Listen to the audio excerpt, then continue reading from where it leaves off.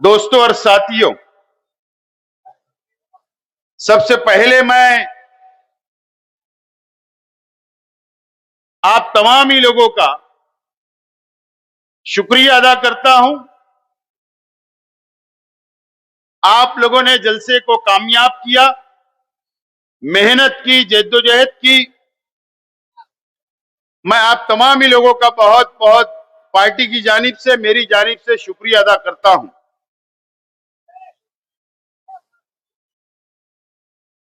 अभी आप लोगों के सामने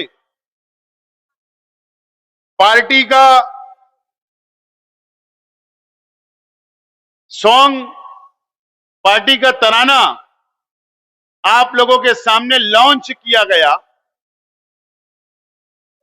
और मुझे उम्मीद है कि आप लोगों को पसंद आया होगा। और मैं तमाम ही कार्यकर्ताओं से, तमाम ही पार्टी के जिम्मेदारान से मैं अपील करता हूं कि ये सॉन्ग घर के एक एक बच्चे तक, एक एक मां बहनों तक और एक एक बुजुर्गों तक, नौजवान साथियों तक पहुंचाने की आप कोशिश करें। हैदर साहब जो मशहूर सिंगर है, राजस्थान से ताल्लुक है उनका, उन्होंने बहुत मेहनत की और ये सॉन्ग को तैयार किया। और आज इस मौके पर नईम मिर्जा, एहसान शेख, राहिल, जमील सेठ, अनीस अजहर साहब, शारिक,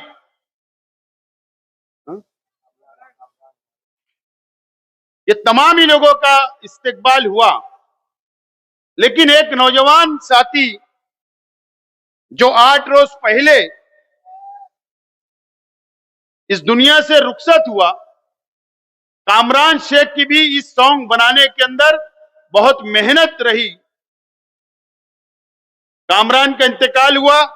मैं अल्लाह ताला से दुआ करता हूं, अल्लाह ताला जन्नतुल फिरदौस में आला से आला मुकाम अता करे।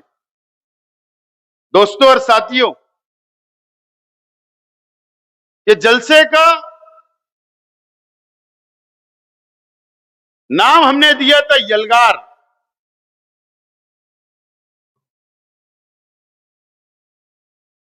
और आप लोगों ने यलगार होर्डिंग के जरिए, बैनर के जरिए, सोशल मीडिया के जरिए आपने यलगार ऐलान कर दिया। ये यलगार फिरका परस्तों के खिलाफ यलगार है, नाइंसाफी के खिलाफ यलगार है। यह हमारा अपना शहर, मस्जिद और मीनारों का शहर है। माते यहां पर काम करती है मुसलमानों की हिफाजत के लिए,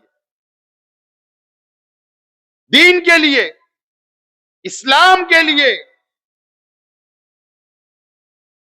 दीन फैलाने का काम ये शहर के अंदर होता है। बैरूनी शहर से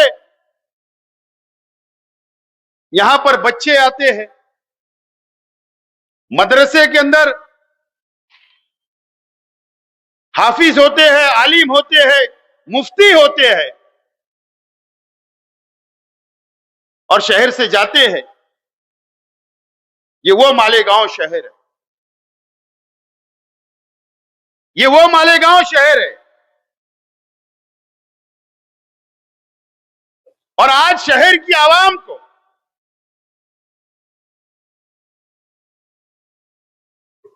वक्त आ गया है कि सोचना है, समझना है और फैसला करना है।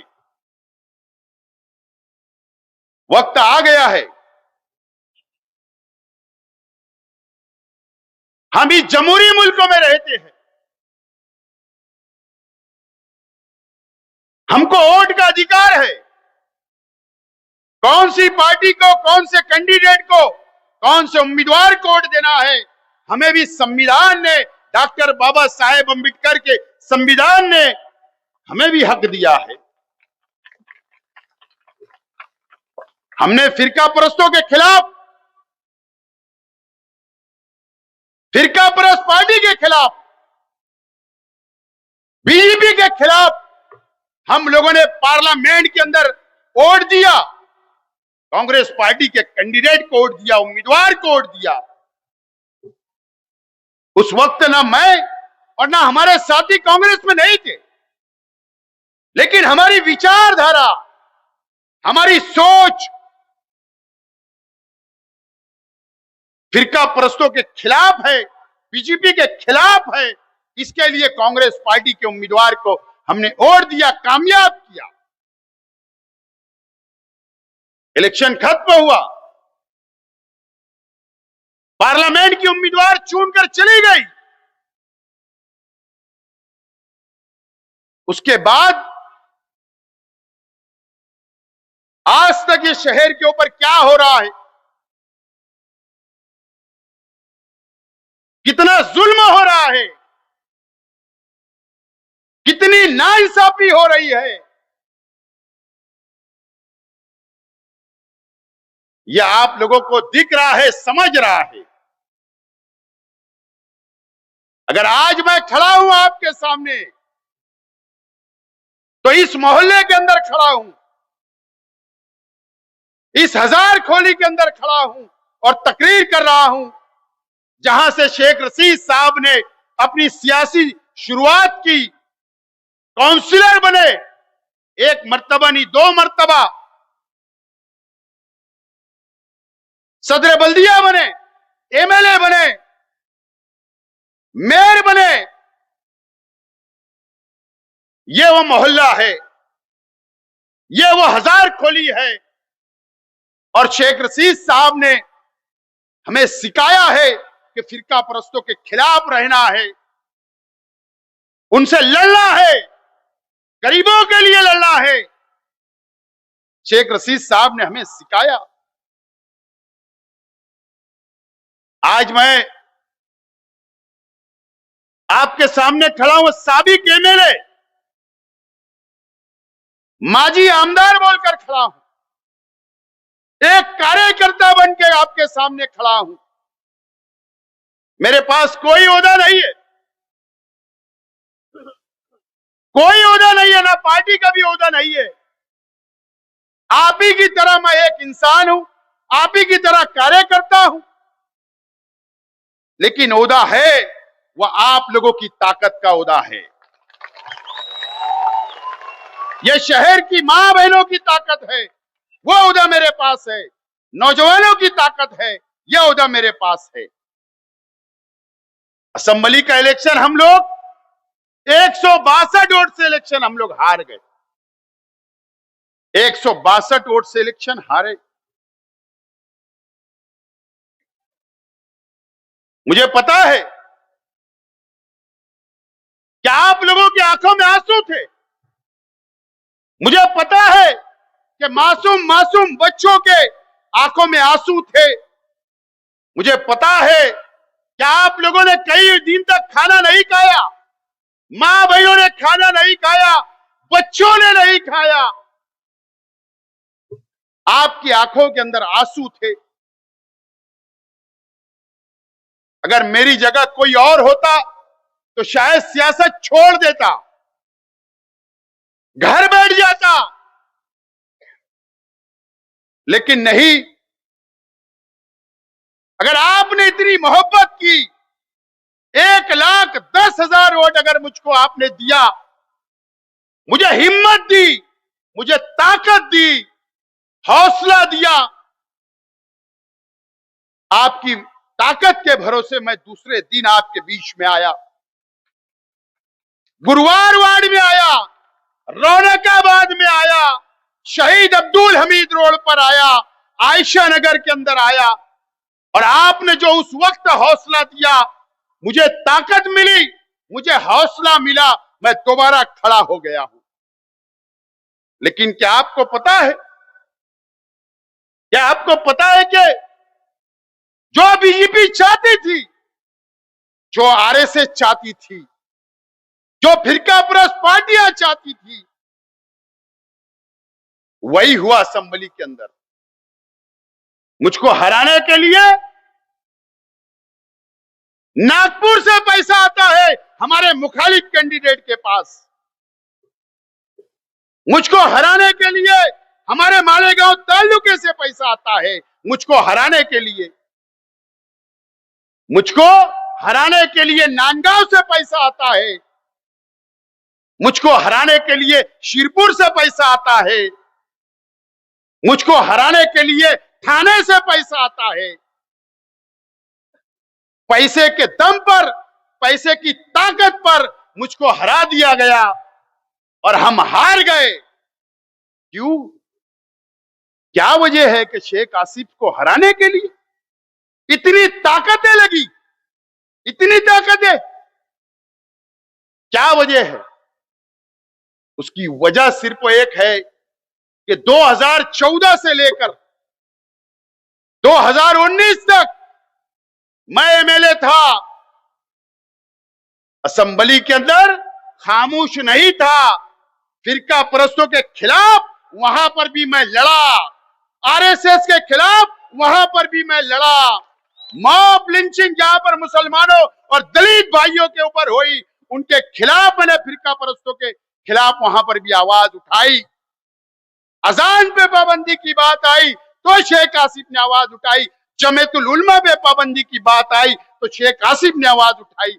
यही वजह थे कि शेख आसिफ नहीं चलेगा, इसको हरा दिया जाए। और रुपया, पैसा, ताकत सब इस्तेमाल हुआ और मैं हार गया और आप हार गए, ये शहर हार गया, ये शहर हार गया। ए भैया, ये शहर हार गया। आप भैया, आप मेहरबानी करके नारे मत लगाओ।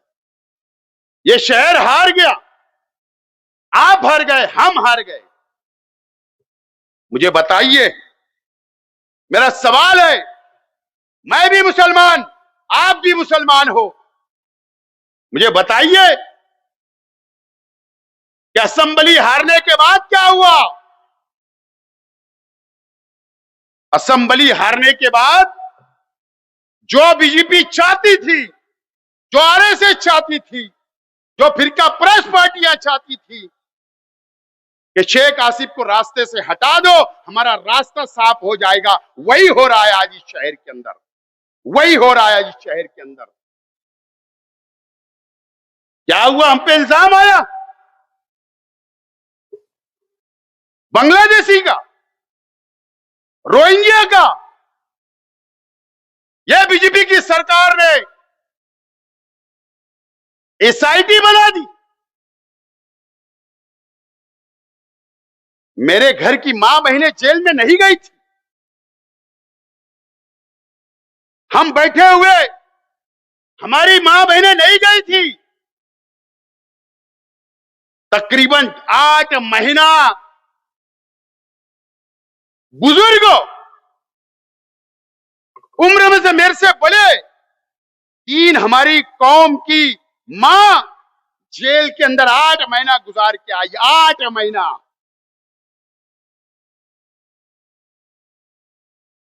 नौजवान जेलों में है। क्या इल्जाम है? रोहिंग्या, बांग्लादेशी, ये इल्जाम के हुए। आपको पता है 811 लोग इस शहर के 811 लोगों के ऊपर एफआईआर हुआ, केस बना, केस। जो कोर्ट के अंदर हमारी मां बहनें बुरखे के ऊपर नकाब में वहां पर बैठी रही, हम उनके बाजू में बैठे रहे। वकला की टीम थी, एसआईटी के पुलिस ऑफिसर थे। हम लोगों ने नोटिस के ऊपर, जब चार्जशीट वहां पर दाखिल हो रही थी कोर्ट के अंदर, 811 लोगों ने बॉन्ड के ऊपर वहां पर उनको रिलीज किया गया, जमानत मिली। कल उनको जमानत देना पड़ेगी। चार्जशीट के अंदर उनका नाम है, उनको आरोपी बताया गया। ये वो शहर के लोग हैं। 811, क्या वो मेरी पार्टी के? पार्टी नहीं देखी गई, सिर्फ वो देखा गया ये कि मुसलमान थे, मुसलमान थे, ये देखकर जेल में डाला गया। इसीलिए शेख आसिफ नहीं चाहिए था। क्या हुआ? याद रखना, जो अभी तहसीलदार से जो नोटिसें आ रही है ना जन्म दाखिला जमा कराने की, आप क्या समझते हो? जन्म दाखिला जमा कराने की जो नोटिसें आ रही, अगर हमने नोटिस नहीं जमा कराई तो पता है, अगर 50 लोग हो, 100 लोग हो, 200 लोग हो, 500 लोग हो, क्या होगा पता है? उनके आधार कार्ड रद्द हो गए, उनका राशन कार्ड रद्द होगा, उनकी वोट रद्द होगी और उनको फरार घोषित कर दिया जाएगा। हो सकता है कि मरकजी हुकूमत ये फैसला कर लेवे कि वो हिंदुस्तान के नागरिक नहीं थे, रहवासी नहीं थे, ये भी फैसला हो सकता। फिर क्या होगा? उनको पकड़ के जेल में डाला जाएगा। ये इल्जाम हमारे ऊपर है। इसलिए शेख आसिफ नहीं चाहिए था। मुझे बताइए कि इस शहर के अंदर कितने हमले हो रहे, कितने हमले हो रहे? किले के ऊपर कभी आपने सुना दीपावली बनाना चाहिए, दीप रोशन करना चाहिए, खुशी मनाना ही चाहिए, उसके अंदर किसका इनकार है? लेकिन पहली मर्तबा यह हुआ कि मालेगांव के किले के ऊपर लाइटिंग से सजाया गया। क्या वजह थी? क्यों खुशी मनाई गई? पता है आपको? 400 मकानात, किला झोपड़पट्टी के 400 मकानात को उजाड़ने के लिए बुलडोजर लग गया था। वो हम लोग थे जो कोर्ट में जाकर हमने स्टे लिया, तो आज तक टिकी हुई है। आज नहीं कल कोर्ट का फैसला आएगा। ये हमला हो रहा है, इसलिए शेख आसिफ नहीं चाहिए था। मॉब लिंचिंग के नाम पर कितने कुरैशियों को मारा गया? बताइए, कितने कुरैशियों को मारा गया? आवाज उठी, इसलिए शेख आसिफ नहीं चाहिए था। मुझे बताइए, आज ये बातें मुझे बोलनी नहीं थी, लेकिन बोल रहा हूं। एक मयूर शाह नामी एक शख्स है नदिया के उस पार, वो किस पार्टी से ताल्लुक रखता, किस फिरका परस्त संगठन से ताल्लुक रखता, मुझे कोई लेना देना नहीं, लेकिन उसके फेसबुक पर कुरान शरीफ की बेहुरमती करता है, कुरान शरीफ की। कोई बोलने वाला नहीं है, कोई नहीं बोल रहा है। हमारे हुजूर की शान में वो शख्स ने गुस्ताखी किया, कोई बोलने वाला नहीं है। शहर खामोश है, इसीलिए शेख आसिफ नहीं चाहिए था।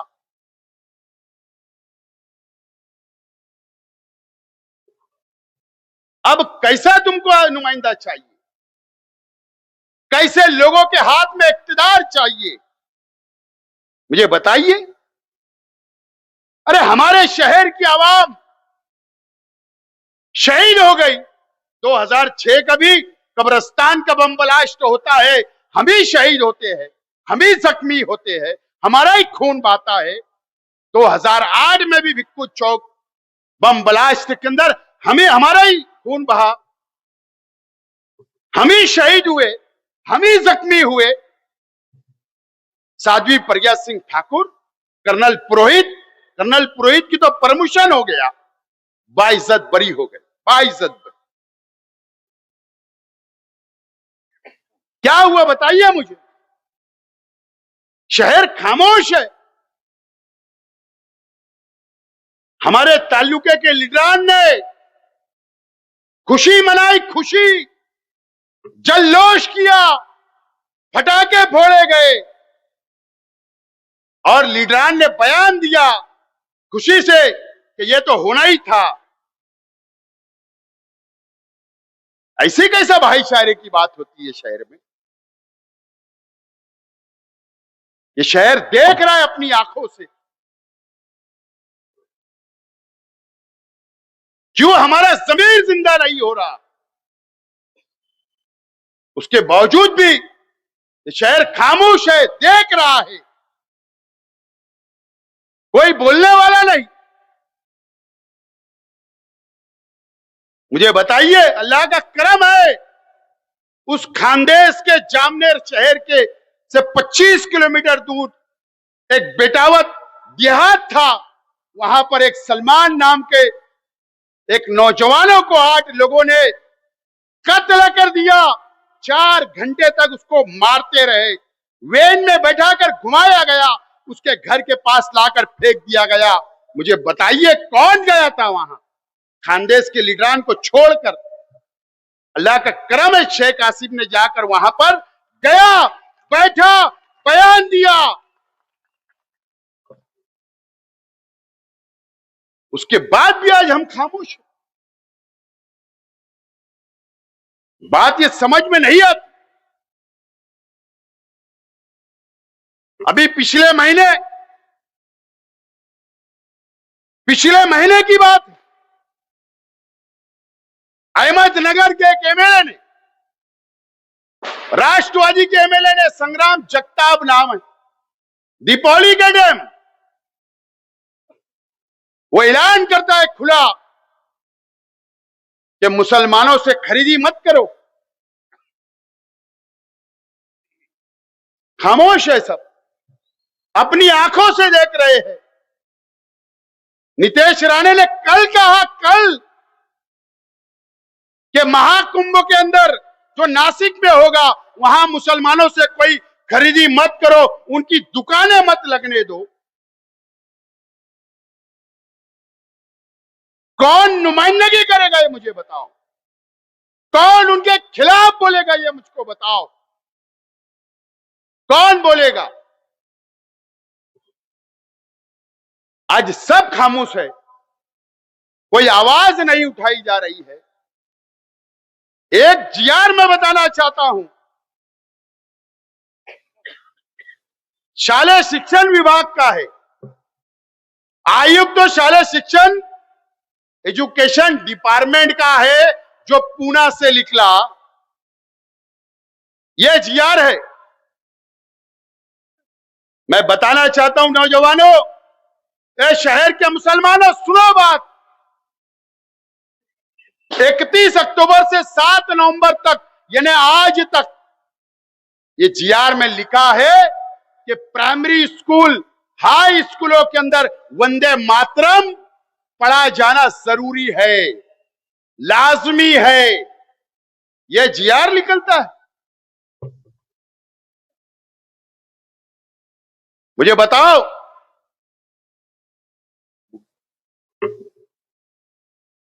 अरे वो बुक मुझे बताइए आप, इस हिंदुस्तान के अंदर यह जीआर कहां से निकला? मंत्रालय से। कौन आवाज उठाएगा? कारपोरेटर उठाएगा, वर्कर उठाएंगे, साबिक एमएलए उठाएगा, कौन आवाज उठाएगा? एमएलए की जिम्मेदारी है कि महाराष्ट्र हुकूमत के फैसले के खिलाफ आवाज उठना चाहिए था। आज तक आवाज नहीं उठी। हम ये संविधान को मानते हैं, भारत रत्न डॉक्टर बाबा साहेब अम्बेडकर के संविधान को मानने वाले लोग हैं हम। इसमें कहां लिखा है मुझे बताओ कि तुम जबरदस्ती कर सकते हो? कहां लिखा है बताइए आप? सुप्रीम कोर्ट का फैसला है कि किसी भी मजहब के लोगों को, कोई भी धर्म के लोगों को जोर जबरदस्ती नहीं की जा सकती। जबरदस्ती तुमको वंदे मातरम नहीं पढ़ाया जा सकता। आज मैं बोलता हूं कि मैं वंदे मातरम नहीं पढ़ूंगा। क्या करना? हां, इस हिंदुस्तान से मैं मोहब्बत करता हूं। हां, मैं इस डॉक्टर बाबा साहेब अंबेडकर के संविधान को मानता हूं, आइन को मानता हूं। कोई जबरदस्ती नहीं कर सकता। मुझे बताओ, कौन आवाज उठाएगा? यह शिक्षण विभाग का है। यह सिर्फ 7 दिन के लिए निकला, लेकिन कल अगर कंपलसरी लागू कर दिया जाएगा और अगर वीडियो शूटिंग की जाएगी हमारे स्कूलों के अंदर, उर्दू स्कूलों के अंदर हमारे बच्चों से वंदे मातरम कहलाया जाएगा, कौन आवाज उठाएगा? कौन लड़ेगा? मुझे बताइए आप। हमारे शहर के एमएलए खामोश है। वहां कोई पार्टी देख के बच्चे स्कूल नहीं जाते कि शेख आसिफ को मानने वाले बच्चों से पढ़ाया जाएगा। सिर्फ ये देखा जाएगा कि मुसलमान है, पढ़ो। क्या करोगे? इसका जवाब कौन देगा? ये शहर को सोचना है, समझना है। अब मैं सवाल करता हूं शहर की आवाम से, शहर के उलमाओं से, शहर के दीनी तंजीमों से, शहर के बुनकरों से। ठीक है, मुझको हरा दिए, आपको मुबारक हो। क्या समझ के हरा है मुझे नहीं पता, ना मैं जानना भी नहीं चाहता हूं। मैं जानना भी नहीं चाहता हूं, लेकिन मेरा सवाल है, इसका जवाब मुझे चाहिए। ये शहर को कौन बचाएगा? ये शहर को कौन संभालेगा? ये शहर की आवाम के लिए कौन लड़ेगा? कॉरपोरेशन का जो इलेक्शन आ रहा है, इसको मामूली इलेक्शन मत समझना। बिरादरीवाद पर वोट मत देना, मसलकी बुनियाद पर वोट मत देना, रिश्तेदारी की बुनियाद पर वोट मत देना। अगर ये शहर को बचाना चाहते हो तो आप हक पर आपको वोट देना पड़ेगा। कौन बचाएगा? याद रखना, अगर एसआईटी बनी है तो 4000 अगर दाखले, अगर नोटिस मिलती है रोहिंग्या और बांग्लादेशी का इल्जाम लगाकर, यह हल कैसे होगा? जन्म का दाखला कहां बनता है? मैयत का दाखला कहां से मिलता है? कॉरपोरेशन से।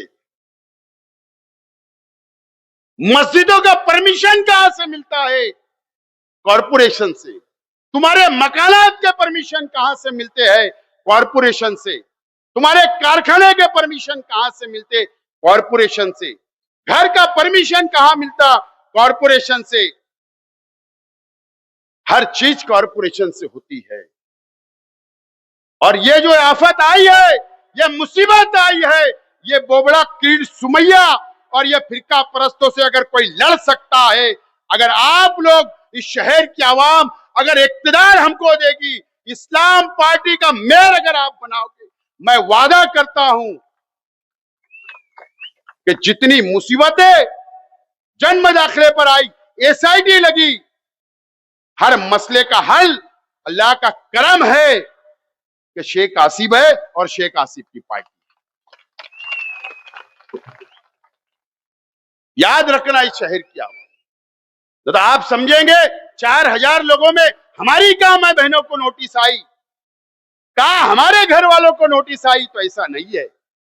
अगर 4000 लोग निकल सकते, वो नोटिस दे सकते हैं, तो वो कई हजारों का राशन कार्ड भी चेक कर सकते हैं। ऐसा जीआर हुकूमत महाराष्ट्र ने निकाला है और किरीट सुमैया के बोलने पर निकाला है, हमारे राशन कार्ड भी चेक हो गए। ये शहर को बर्बाद करने के लिए फिरका परस्त तैयार है। मैंने कहा शुरुआत में कि ठाणे से पैसा आया, नागपुर से आया और जगह से मुझे हराने के लिए पैसा आया है। एक डील और हुई। क्या हुआ? एक डील और हुई। वार्ड नंबर 4 को तोड़ दिया गया। आज बोल रहा हूं, अजंग वड़ेल में भी मीटिंगें हुई, मुंबई में भी मीटिंगें हुई और यह डील हुई कि वार्ड नंबर 4 में 2 आजाद उम्मीदवार हजरत के रहेंगे और 2 दूसरी पार्टी के उम्मीदवार रहेंगे आजाद। तुम मुसलमानों की वोट देना, हम हमारी वोट तुमको पलटाओगे। क्या होगा?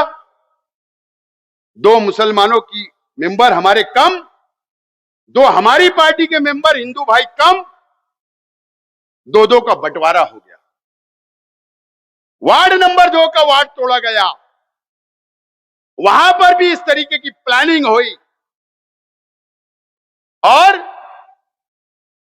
ये शहर में आज बोल रहा हूं मीडिया के सामने, देखना कारपोरेशन के चुनाव में, और नहीं तो बताना हमारे मुखालिफ लोगों ने कि नहीं हमने सिंबल पे 4 उम्मीदवार दिए। बताना कि 2 वार्ड नंबर 2 में हमने सिंबल के 4 उम्मीदवार दिए। तो आज मैं बोलता हूं शेख आसिफ के चारों सिंबल के उम्मीदवार दूंगा। और ऐसा नहीं है, हिंदू भाई भी दूंगा, दलित भाइयों को भी दूंगा 2 नंबर में। लेकिन प्लानिंग हो गई कि शेख आसिफ को अब असेंबली से हटाए, एमएलए नहीं बनने दिया गया। अब कारपोरेशन का इक्तिदार भी इसको मत दो। अगर इसको कारपोरेशन का इक्तिदार दिए तो ये सब चीज को रोकेगा, हर मुसीबत को रोकेगा, ढाल बन के खड़ा रहेगा। इसके लिए कारपोरेशन भी इससे छीन ली जाए। इस तरीके की प्लानिंग, स्क्रिप्ट लिखी जा चुकी है, स्क्रिप्ट लिखी जा चुकी है। मैं झूठ नहीं बोलता हूं, जब भी बोलता हूं सबूत के बुनियाद पर, दलील के बुनियाद पर शेख आसिफ बात करता है। ये बात आप याद रखना मेरे शहर की आवाम।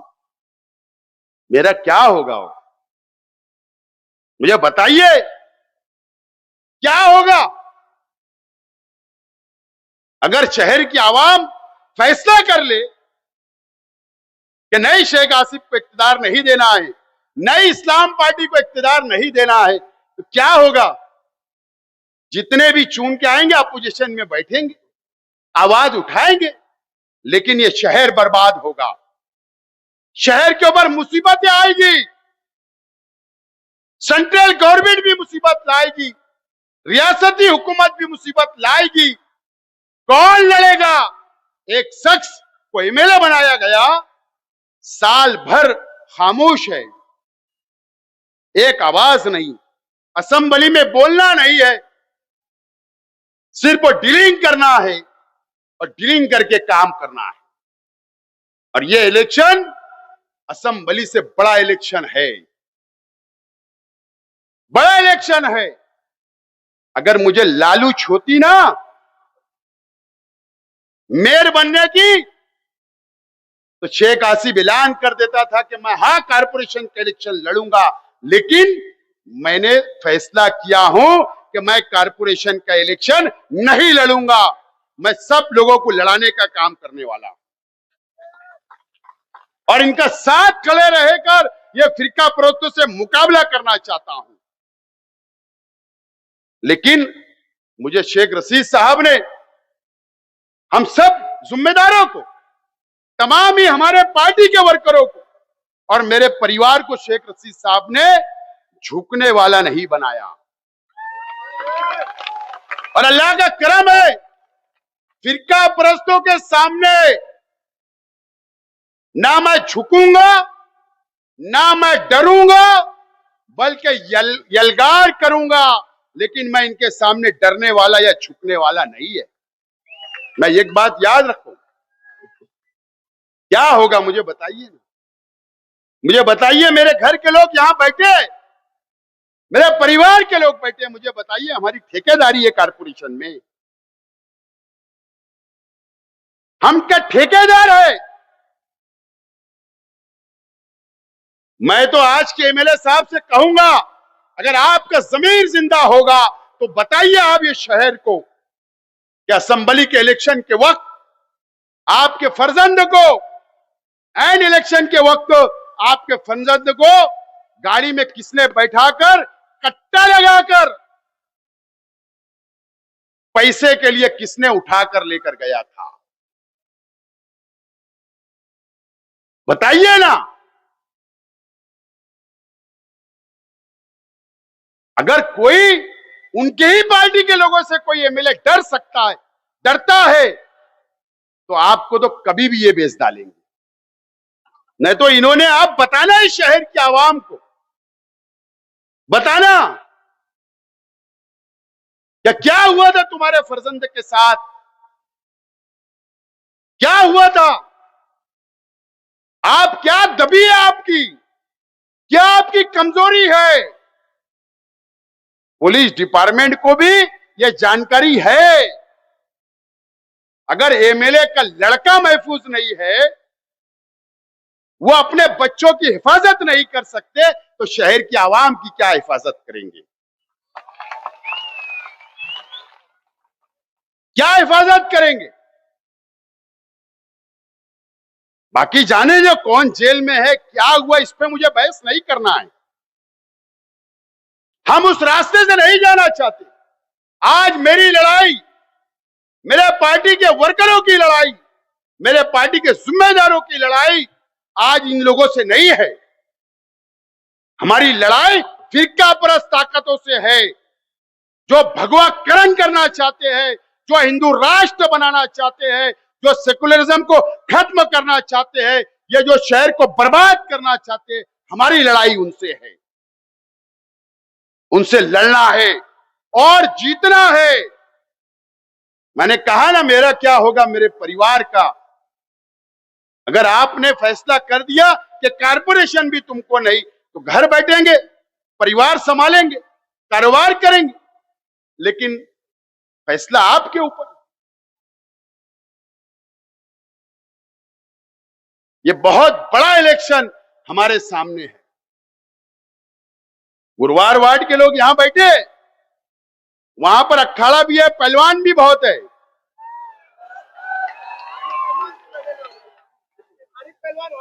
और सब खम ठोकते ऐसा, ये भी वो भी, और धोबी पिछाड़ भी मार देते हैं।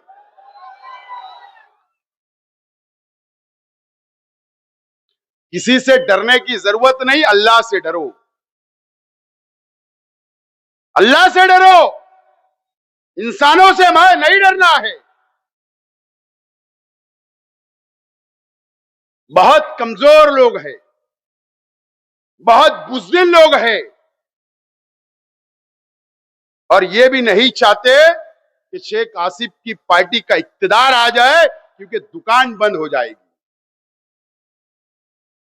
और मैं हिंदू भाइयों के खिलाफ नहीं हूं, दलित भाइयों के खिलाफ नहीं हूं। ये पार्टी सेकुलर पार्टी है, सेकुलर विचारधारा की पार्टी है।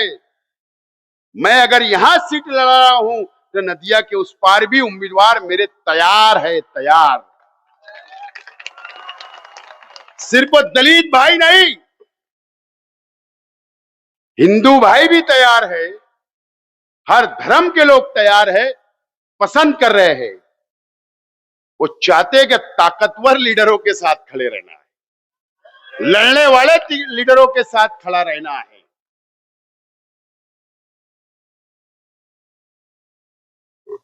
आज ये शहर के नौजवानों को तय करना है।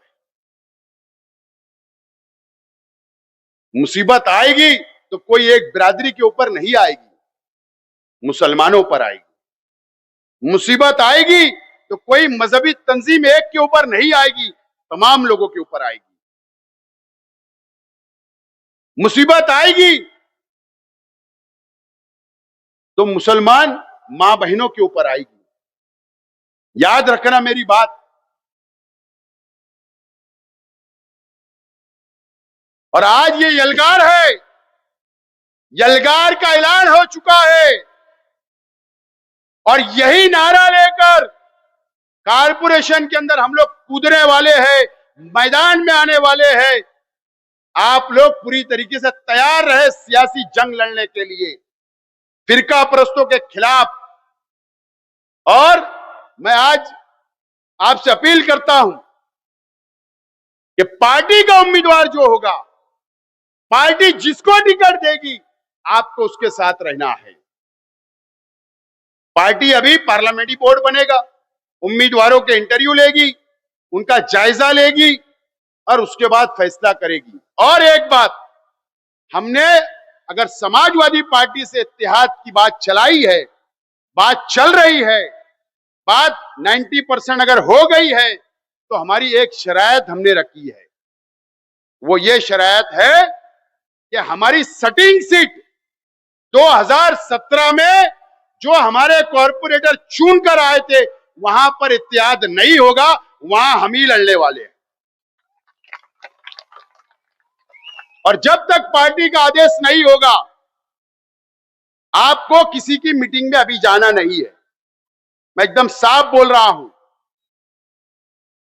बहरहाल आज मुझे जो बातें कहनी थी, मैंने आधी